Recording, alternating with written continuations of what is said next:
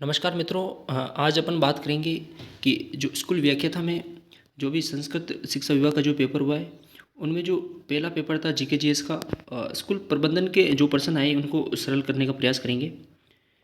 मित्रों, पहला प्रश्न है कि नीचे प्रबंधन के सिद्धांत दिए गए हैं। हेनरी फेल ने कौन से सिद्धांत सुझाए गए हैं? आपको पता है कि हेनरी फेल को प्रबंधन का पिता कहा जाता है। इन्होंने प्रबंधन के 14 सिद्धांत बताए। उनमें से 14 सिद्धांत में से कौन सा ऐसा सिद्धांत है जिनमें इसमें जो गलत होगा?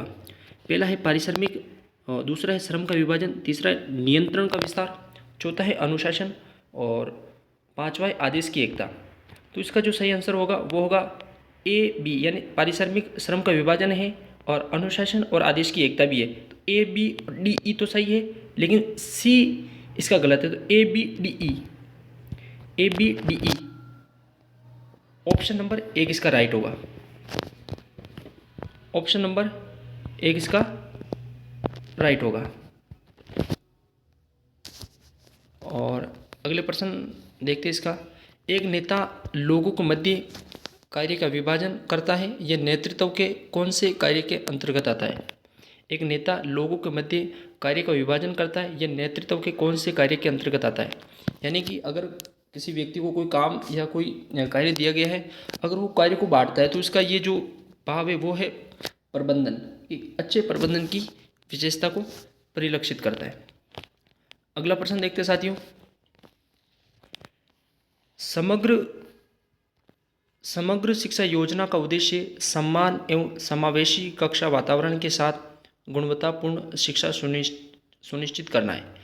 ये उद्देश्य किस सतत विकास लक्ष्य के अनुसार है? इसका सीधा आंसर होगा SDG 4, यानी कि 38वां प्रश्न का है। ऑप्शन नंबर 4 इसका राइट होगा। यानी सतत विकास लक्ष्य गोल 4 में ये शिक्षा की बात की गई है, जो UNO द्वारा ये योजना चलाई गई थी। अगला प्रश्न है, निम्नलिखित में से दीक्षा पोर्टल से संबंधित कौन सा कथन सही नहीं है? ऑप्शन नंबर एक, इस पोर्टल के माध्यम से शिक्षक अपने विद्यार्थियों को ऑनलाइन शिक्षा दे सकते हैं। जी बिल्कुल, इस पोर्टल का प्रयोग केवल अध्यापकों द्वारा ही किया जा सकता है। चलो इसको आगे देखते हैं।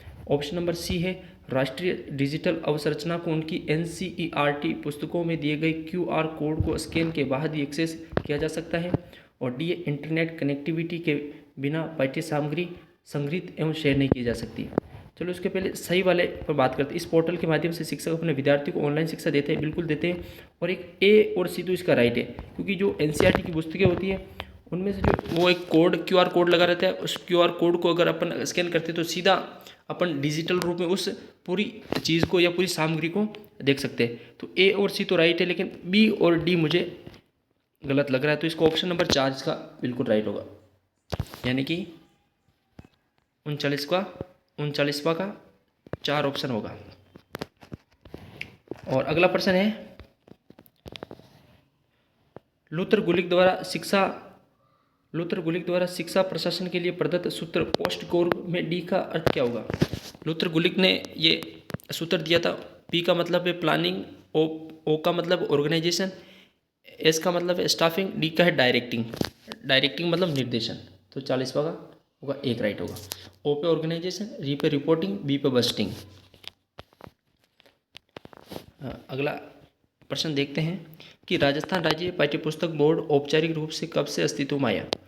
यानी जो राजस्थान राज्य पाठ्यपुस्तक बोर्ड औपचारिक रूप से कब अस्तित्व में आया? जो इसका गठन हुआ था 29 दिसंबर 1973 को हुआ था, लेकिन इन्होंने औपचारिक रूप से जो शुरुआत की थी कार्य करना प्रारंभ, वो है 1 जनवरी 1974 को।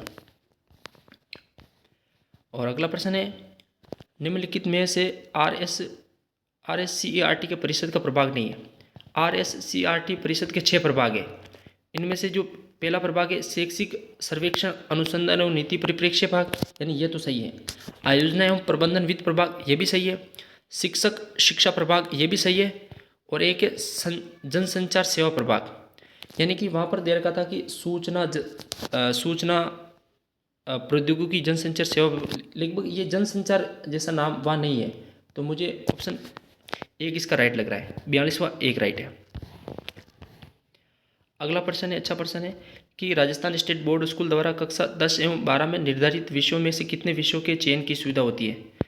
कक्षा 10 एवं 12 में अगर आप ओपन से परीक्षा देते हो तो कक्षा 10 में तो शायद 17 ओवरऑल व्यक्ति और कक्षा 12 में 21 सब्जेक्ट है, उनमें से जो 5 कॉमन सब्जेक्ट है जो आप ले सकते हो। अगला प्रश्न है, आरटीई अधिनियम 2009 की धारा 19 एवं 25 के अंतर्गत किए गए मान एवं मानक के अनुसार यदि कोई विद्यालय जो कक्षा 1 से 5 तक संचालित है उसमें 130 विद्यार्थी नामांकित है तो उसे कितने अध्यापक प्रदान किए जाएंगे। यानी कि ये कह रहा है कि अगर कोई विद्यालय 1 से 5 तक संचालित है, अगर उसमें 130 बच्चे पढ़ते हैं तो वहाँ पर कितने टीचर लगाए जाएंगे। तो आपको पता है कि 1:30 का अनुपात कक्षा 1 से 5 तक होता है। जैसे 1 से 30 तक यानी 30 बच्चे तो वहाँ पर एक अध्यापक, 60 है तो 2, 90 है तो 3, और 90 में वापस 30 जोड़ो तो 90 30 पे 1, 60 पे 2, 90 पे 3, 90 से 120 4, और 90 से 120 से प्लस है 2, यानी 120 से प्लस है 130 है तो 5। अगला प्रश्न है, निःशुल्क अनिवार्य बाल शिक्षा का अधिकार अधिनियम 2009 को लागू करने के लिए राजस्थान सरकार ने जो नियम बनाया उसका नाम क्या है। यानी कि निःशुल्क अनिवार्य बाल शिक्षा का अधिकार अधिनियम 2009 को लागू करने के लिए राजस्थान सरकार ने जो नियम बनाए उसका नाम क्या है। तो अच्छा प्रश्न है कि अधिनियम तो 2009 का, लेकिन उस 2009 के अधिनियम को जो राजस्थान सरकार ने जो नियमावली बनाई है, नियम वो उसका नाम क्या है। तो उसका सीधा नाम है कि राजस्थान निःशुल्क अनिवार्य बाल शिक्षा का अधिकार नियम 2011। और अगला प्रश्न है कि आरटीई अधिनियम में उल्लेखित एक विद्यालय के लिए मानक एवं मानदंडों के अनुसार 6ठी से 8वीं कक्षा तक के लिए प्रति शैक्षणिक वर्ष शिक्षण घंटे 1 से 5 तक है, 1 से 5 तक है तो 200 कार्य दिवस, 6 से 8 तक यानी 1 से 5 तक तो है 800 घंटे है, और अगर 6 से 8वीं तक स्कूल है तो 1000 घंटे शिक्षण कार्य होगा। अगला प्रश्न है कि राजस्थान में आरटीई अधिनियम के अनुसार निम्नलिखित में से कौन सा कार्य विद्यालय प्रबंधन समिति का नहीं है। देखो ऑप्शन नंबर 4 देखो, विद्यालय विकास योजना तैयार करना, उनकी सिफारिश करना, ठीक है ये भी सही है। अनुदान को जारी करना, प्राप्त अनुदानों के उपयोग को मॉनिटर करना, ये भी सही है। विद्यालय के कार्य कारण को मॉनिटर करना, ये भी सही है। ऑप्शन नंबर 1 इसका थोड़ा सा नहीं बैठ रहा है कि यह सुनिश्चित करना है कि अध्यापक द्वारा धारा 24 के द्वारा ये अधीन विनिर्दिष्ट अपने कर्तव्यों का पालन करते हैं।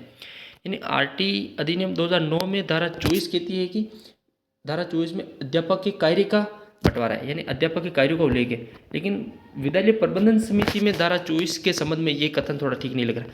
तो 47वां का एक राइट होगा। अब है आरटीई अधिनियम में राज्य सरकार के अनुसार वंचित समूह से संबंधित बालक से तात्पर्य, वंचित समूह यानी कि ऑप्शन नंबर डी देखो कि बालक या जिसके माता पिता अथवा अभिभावक कोई भी रोग से प्रभावित व्यक्ति। ऑप्शन नंबर सी है बालक या जिसके माता पिता अथवा अभिभावक HIV यानी गंभीर रोग से प्रभावित व्यक्ति, युद्ध वीरांगना का बच्चा या एक अनाथ। यानी कि वंचित समूह में किन बालकों को रखा जाएगा। एक अनाथ तो है ही है, ये सही है। युद्ध वीरांगना का बच्चा भी ठीक है। बालक या जिसके माता पिता गंभीर रोग यानी HIV कैंसर से प्रभावित, ये भी है। लेकिन बालक या जिसके माता पिता अभिभावक कोई भी रोग से, यानी स्कूल में पढ़ने वाले बच्चे के कई ऐसे पेरेंट्स होते हैं जो किसी न किसी रोग से प्रभावित होते हैं, तो सभी बच्चों को वंचित समूह में नहीं रखा जाएगा। शायद यही होगा कि इनमें से क्या बालकों से तात्पर्य है।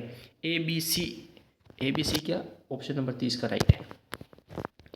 ये था साथियों 10-12 प्रश्न जो ग्रेड फर्स्ट में संस्कृत शिक्षा विभाग में ये प्रश्न पूछे गए थे। प्रश्नों का जो लेवल, कुछ प्रश्न आसान भी थे, कुछ कठिन थे, लेकिन इनका अपन अच्छे से सोल्व करने का प्रयास किया। Thank you. जय हिंद, जय भारत।